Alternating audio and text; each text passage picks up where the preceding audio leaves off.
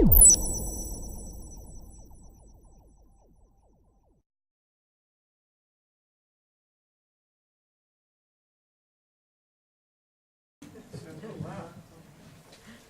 it loud?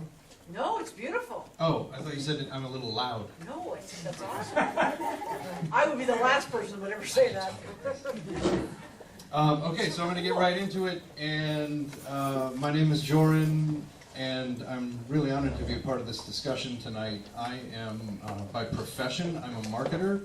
I was the marketing director for Creative Loafing, which is a local alternative newspaper, for 10 years, and then for the past year I've been the marketing manager for the Patel Conservatory over at the Strass Center for the Performing Arts in Tampa. So by trade I do marketing, and in my spare time I'm an interfaith minister, and I am the founder of the Integral Church here in St. Petersburg, and I'm also a prayer chaplain here at First Unity.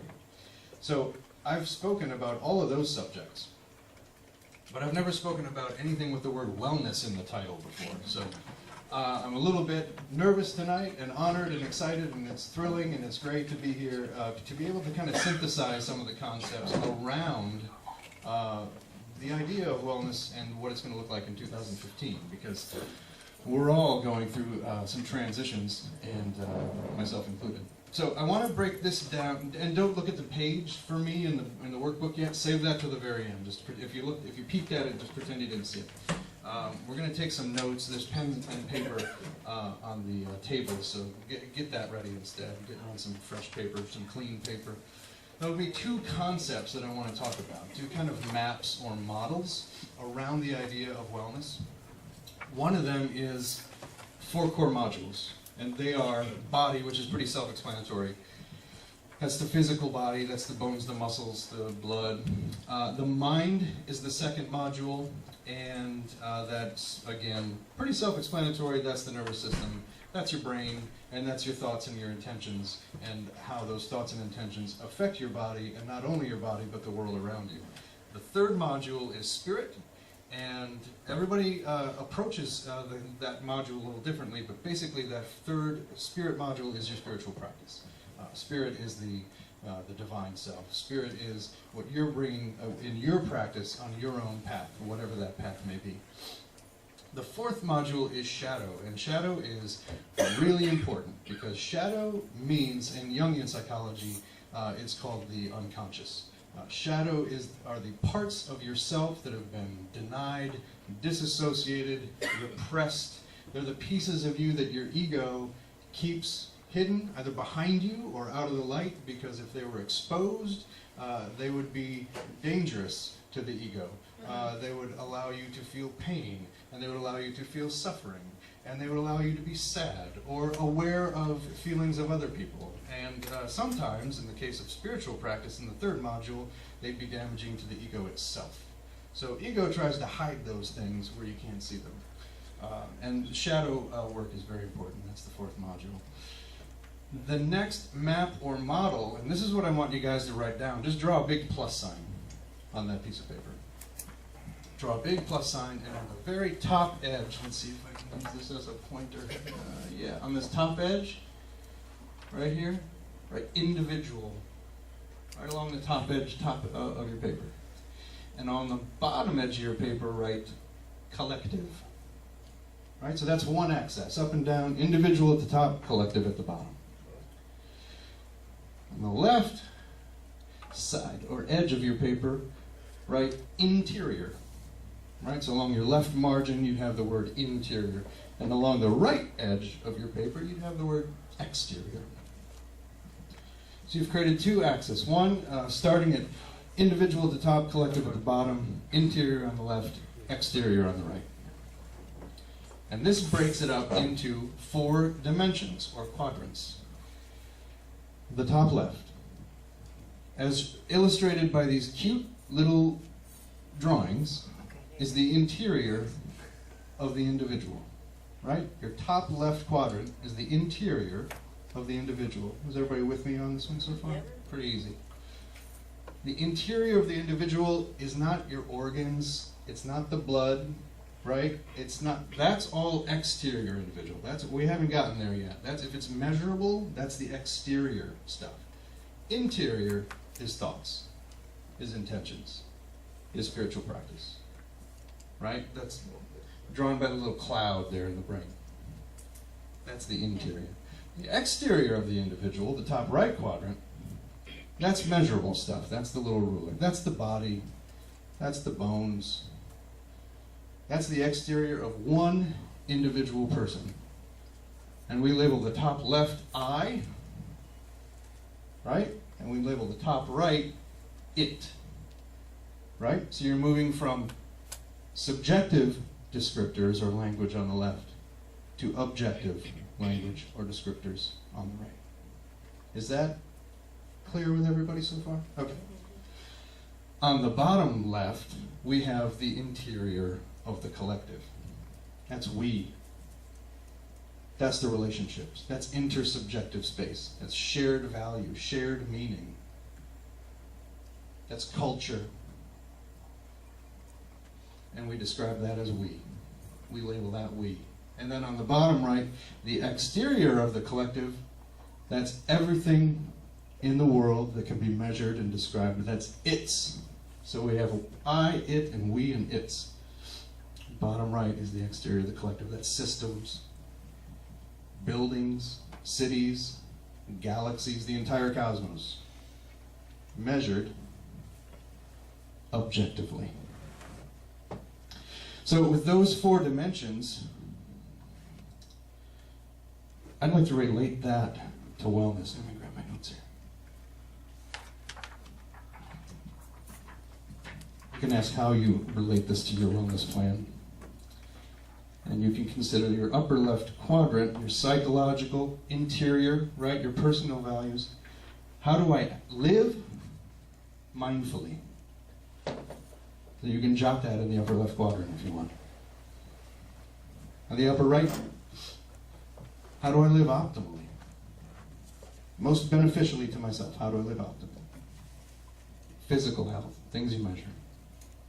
On the bottom right, how do I live meaningfully in shared space within a group? The bottom left. On the bottom right, the systems quadrant, how do I live sustainably?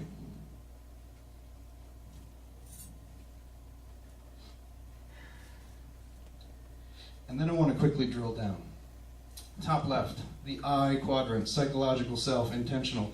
How do I eat or act mindfully? What's the intention behind what I am eating? Why am I eating it? Right? What is motivating you to consume what you consume every day? What are the patterns? I know I've been told to clean my plate. From a very young age, I've been told to clean my plate. By my mother and my grandmother before her, I've been told to clean that plate. And to this day, to a fault, I clean my plate. And it's something I still work on, portion control, you know. I don't listen to my body. When I'm done eating should be when I'm full, not when my plate is clean. But it's been drilled into me for so long. Why do we have those patterns? Bottom left, the we space, the cultural space, the intersubjective space, right? Shared value, shared meaning, eating or acting meaningfully. What does that look like? What does that look like in your life? How does your culture influence the choices that you make about nutrition or food? Now, my mind with this one goes to cultural stereotypes. Like if I'm in an Italian family and I've got a huge plate of pasta, I'm going to kill that plate of pasta, right? Because I'm Italian and I got something to live up to, right? Or if I'm Greek and I'm eating a bunch of tzatziki sauce and I get, you know, there are cultural stereotypes that go along with nutrition. Are you allowing those cultural influences to affect your wellness? And who agrees what's good? The word good in that bottom right quadrant, you know, good is what describes, you know, the bottom right quadrant. It's beautiful in the top left. It's true in the two on the right, but it's good in the bottom left. So, I mean, who decides what good is? Between those three values, good, beautiful, and true, who decides what's good? in your wellness plan?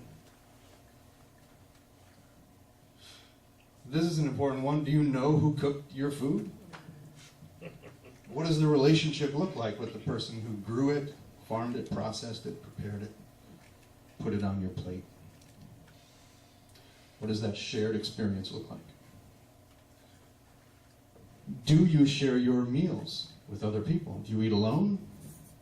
If you go out to lunch, do you sit across from somebody, a coworker? Do you eat together at night around a table? In the car, I heard? Do you eat in the car?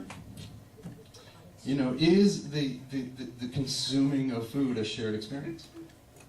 Why or why not?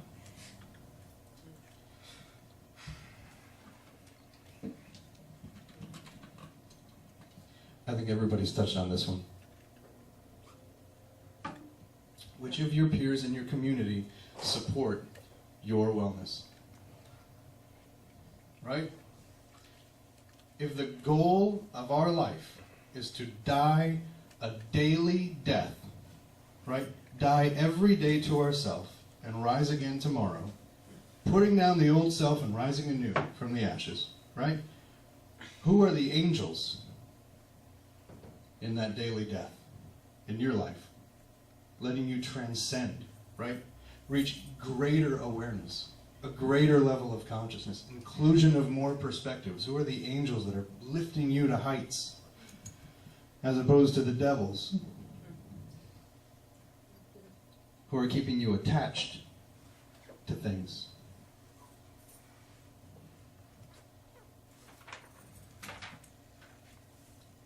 Attached to your own awareness of those things. Right? Who are your guides? Who do you surround yourself with? The upper right. Biological, behavioral, measurable. What are you eating? How much? Portion size? Frequency? How often? And how is it affecting your body? Well, something that's been cool for me is to journal. I've only had to do this in areas, in times of dis-ease in my life, but you journal what you're eating, when it comes out, what it looks like, right? I mean, you have to measure these things. Jalapenos affect me, right? It's like a bomb goes off in my body, right? They're amazing. I love them. I have to make adjustments. Lower right, systems and structures. What is your relationship? Your relationship with your wellness plan around systems and structures. What methods were used? Where was it grown? How far did it travel? Right? Where did it come from? Did it sit on a truck and then get put in a refrigerator, set for 6 months? Shipped to a kitchen, set for 2 more months, got pulled out, got cooked. You know. Those are the quadrants. Going all the way back to the core modules, this book here, Integral Life Practice. This was published in 2008. I've got a copy of it here, and we can all look at it. They lay out an integral wellness plan. Pretty easy, and there's worksheets in the back. I highly recommend this book to everybody here. Of the 4 modules that we detail, body, mind, spirit, shadow, in the body column, it's pretty easy, right? Weightlifting, aerobics, exercise, diet, Atkins, Amish the Zone, all of these things, Tai Chi, Qigong, yoga. They suggest at least one of these practices in your life. Right, the goal is to get something going in all 4, but at least one. And they identify gold star practices. My gold star practices would be a little different than theirs, but they suggest some. In the mind quadrant, it's your belief system, it's reading and studying. How many people here read regularly, like with regularity?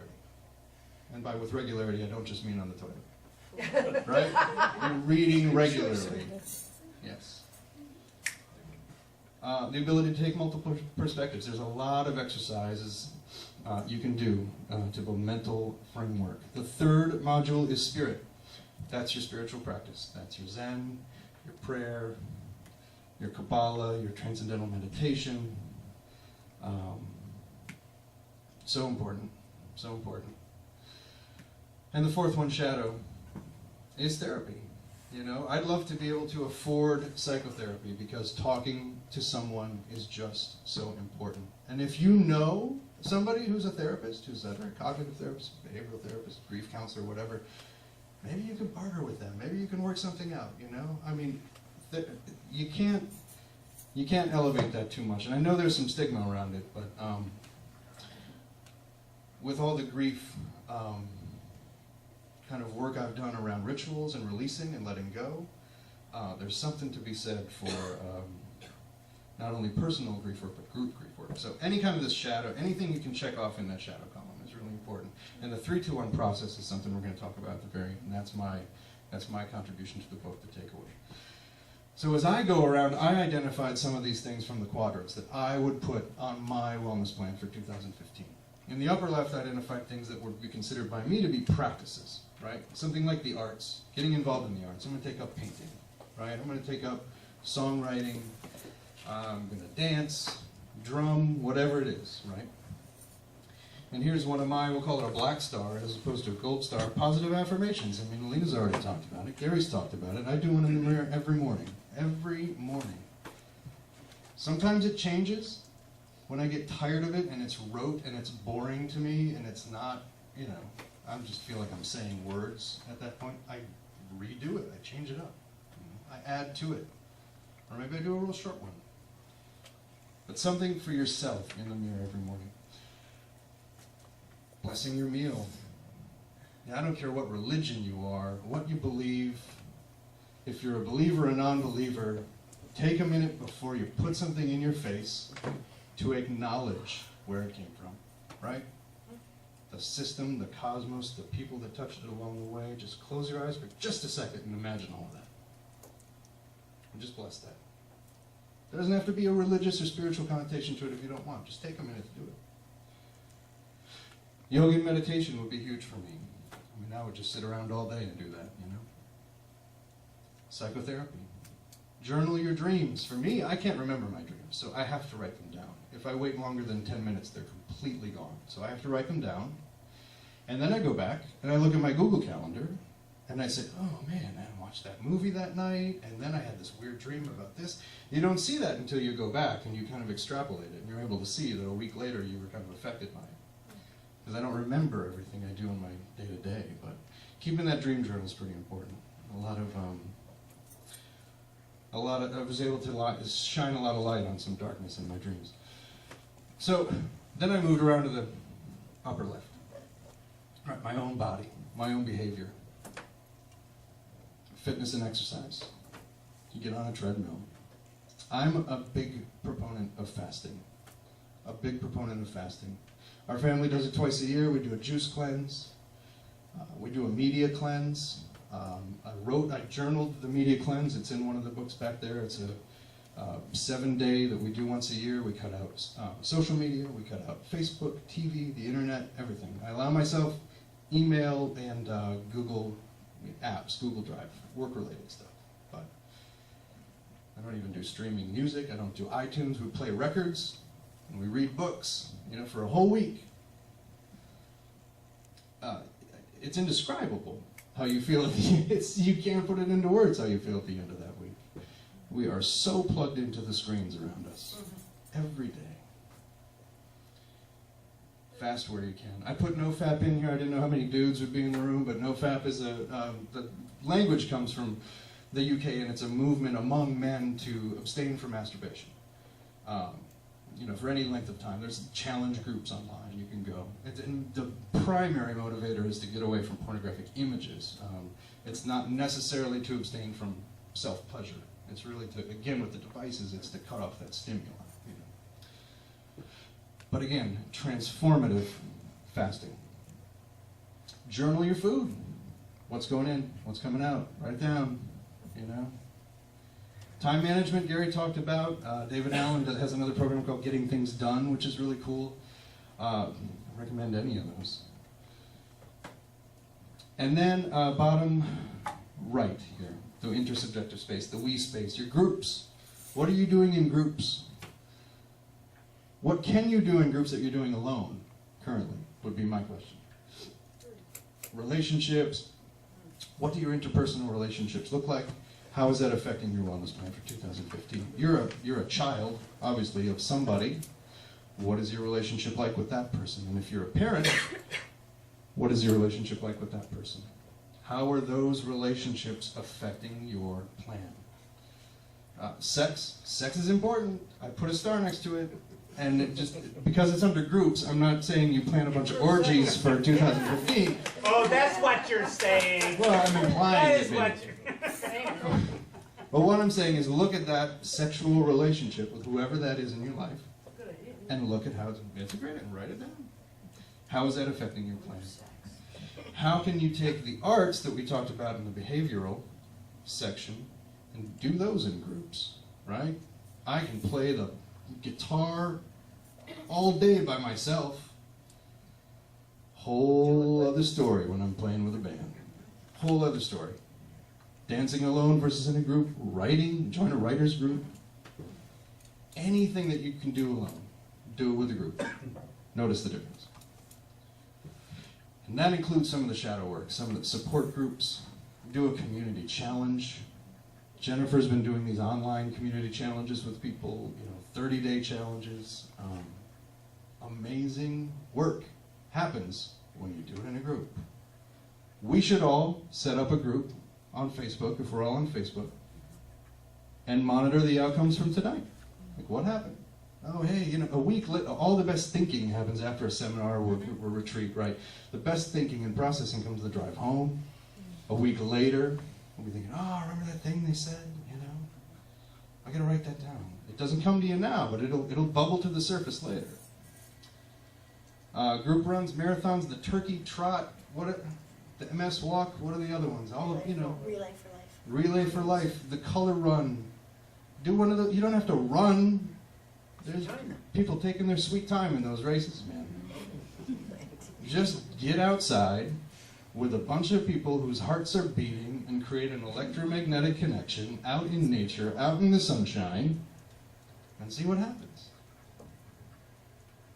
Yoga in a group, right? Meditation in a group. Something you wouldn't think about doing in a group, but man, what a different experience when you're meditating with other people. And then the lower right quadrant, your systems, right? How is the lower right quadrant related to your wellness plan? Are you recycling? What are you able to check off in the lower right quadrant? Are you composting? Are you gardening? What systems in your life are supporting your goals and outcomes, your wellness plan for 15?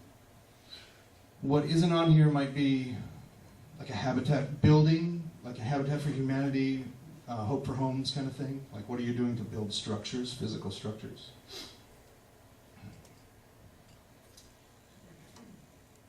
And then this is all great, right? We all talk about it tonight and we go home and like, yeah, I'm going to do this thing. I'm going to start doing yoga, right?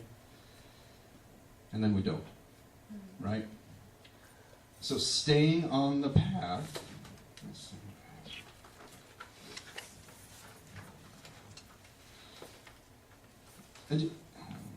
I just want you to consider any spiritual practice you have. You might not consider yourself to be a spiritual person. Maybe you do. But to me, a spiritual practice is whatever you have in your life that is able to return you to your breath, the path, something that you need to, like Gary's saying, all those rockets who are constantly readjusting, right? Reorienting. Where is the practice, that breath, whatever work it is, to keep you on the path? And to me, the importance of any spiritual practice always comes down to the reminder and the ability to forgive yourself, to be gentle with yourself. You may slip up, you may fall down, you may forget to do something, you may skip an entire week of whatever it is. It's okay. Be gentle on yourself. Just go back to it. And to me, the spiritual practice of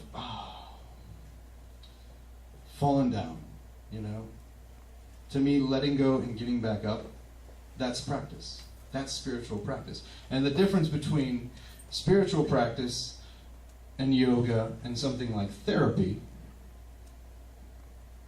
is therapy restores function to something, right? Physical function to something. Yoga restores flow, and spiritual practice just helps you realize that, hey, guess what? Regardless of function and flow, I'm both of those things, and in this moment, I am perfect. To me, that's what spiritual practice is. Regardless of function or flow, right now is perfect. And to the stained glass analogy, therapy is fixing all those little broken pieces of glass, making sure they're all in the right spot.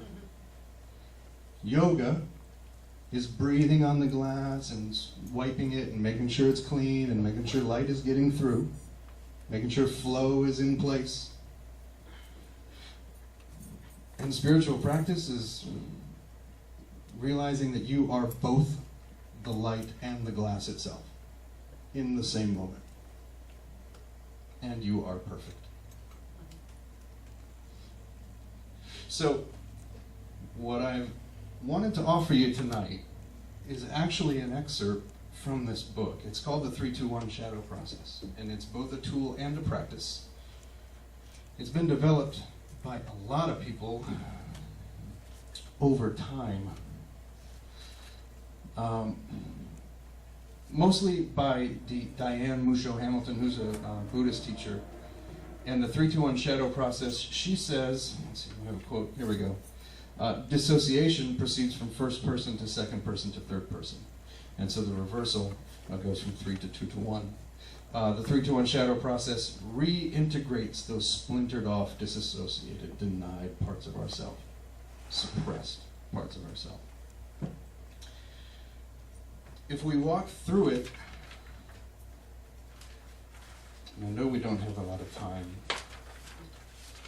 so you will have to read it on your own. That's why I've included it in its entirety in the workbook and nothing else. This is one tool and practice that you can do as often as you like and as simply as you like to reassociate some of these suppressed parts of ourselves. And check this off at 4th module, right? Your shadow module. Here's one thing you can check off. The idea is, I'm a young boy, and my mother has just done something to make me very angry. Right? Maybe she took my toy away. Maybe she slapped me. I don't, whatever it is, right? I'm angry at my mother. But I know, and my ego knows, that if I show anger toward my mother, mother might withhold something from me, right? Food, love, affection, whatever it is, right? So I suppress the anger at my mother, and I disassociate that anger with my mother, and I project it onto somebody else, right? Somebody else is angry at mother. I'm not angry at mother. I love mother. I want food. I want love. Maybe dad's angry at mother, right? Somebody else entirely. And I project this anger out onto other people in second person language, right? Moving from first to second, until all of a sudden I'm surrounded by angry people. Anger itself becomes a second person concept to me. And eventually, as you move to third person, anger just becomes a thing. Anger becomes a thing that you can just deny in its entirety, right? Anger doesn't even exist to me anymore. Anger? I don't even know what you're talking about. Nobody's angry in this world, right? Everything's perfect. And I just deny the whole thing. So we move from 1 to 2 to 3. So Diane is saying, let's turn it around. You choose any experience or person in your life. And you can do this in the shower, you can do this while you're driving. I've done it in every way, shape, or form. The best way to do this is to do it when you're alone, with a journal, or with an empty chair in front of you. I'm not suggesting that this is the only way to do it, but I found it to be the most effective. So you choose an experience or a person, and you start describing it. You write it down. Don't hold anything back, right? Just write it down in detail. You write it down. Or you describe it, right? What is that thing across from you? You face it. You use that third person language, right, to paint a really clear picture of what this thing is, right? What you've built it up to be. And then step 2 is that you talk to it. The numbers aren't going to line up in the workbook, but in the workbook it's number 2. Step 2 is you talk to it, right? You're dialoguing with it now. And you're asking it questions. You're asking them questions. Why do you do this? Right?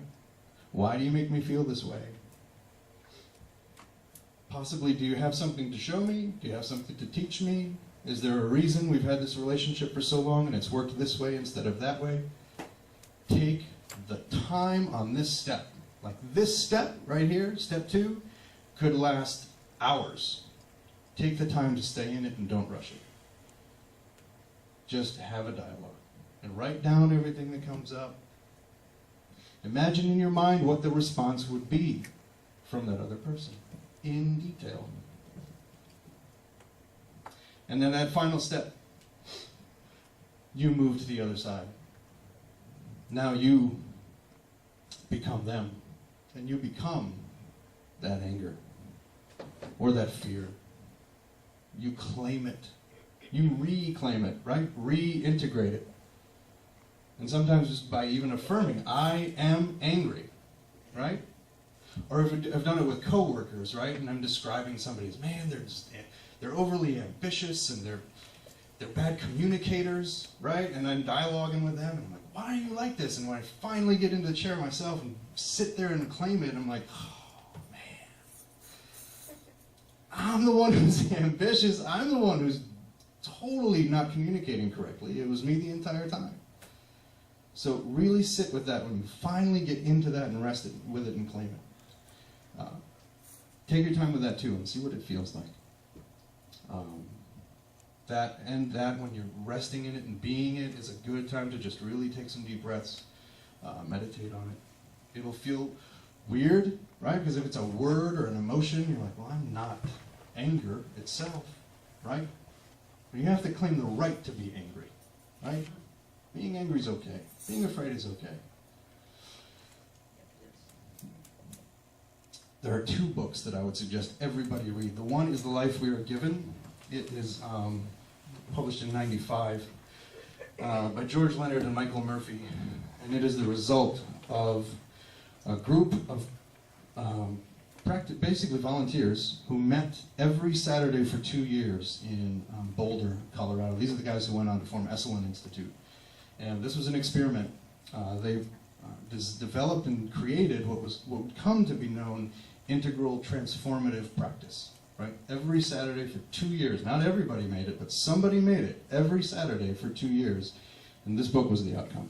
And there are detailed practices in here related to Tai Chi and Qigong and meditation and prayer, group work. And the other one is Integral Life Practice, published in 2008. This one is going to include the 4 modules that we talked about and recommend the Gold Star practices, and it's got those worksheets in the back.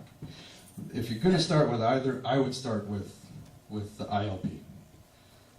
It's solid, and it's got and it's thicker, and it's got more stuff in it. It's meaty, and it also, in today's day and age, you know, back in '95, we didn't have the internet and iPhones and stuff. In ILP, they're talking about, okay, we understand, here's the 35-minute version of this specific practice. Now here's the 10-minute version of this practice, and here's a 1-minute module that you can put into place immediately. So if you start with either of these, I would start with ILP. Highly recommend it. That's all I have for you guys, and I tried to go as quick as I can. Are there any questions before we get up here as a group and try to wrap up? No? Okay, thank you.